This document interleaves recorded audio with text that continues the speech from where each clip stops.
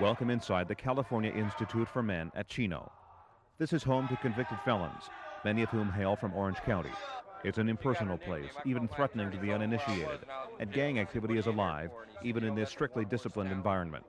Normal routine at Chino allows prisoners only 10 hours of outside activity each week. That means working out, baseball, and hours of circling the compound under the watchful eyes of the armed guard in the tower. Indoors, inmates are restricted to cell blocks where two men may live in a room the size of a small bathroom.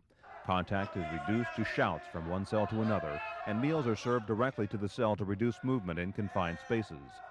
Chino was built in 1941 to hold about 2,500 men. Nearly 50 years later, it holds 6,000, 2.5 times its intended capacity. The overcrowding leads to unnatural stresses. Of course, the inmates are strained on the fact that they are housed sometimes in day rooms,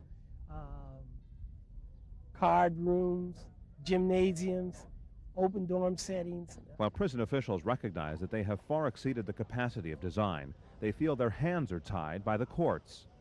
We just start taking them in as the courts present them to us.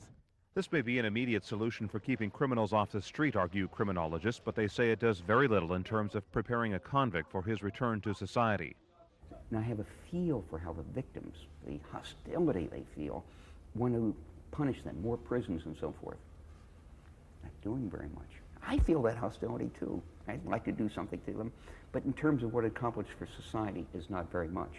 Instead, supporters of this philosophy argue that prisons exist strictly for punishment and say that doesn't protect society. No matter what you do, it's not enough because we want to punish them, so more prisons and so forth. So that's another thing you have to handle in society. What are productive ways to go rather than more and more prisons? We need it for vindictiveness, but in terms of reality, it is not producing the effects we want. And the Santa Ana police chief agrees that prisons don't work. It's really a failure, I think. When that's the only recourse you have, then you've failed as a society.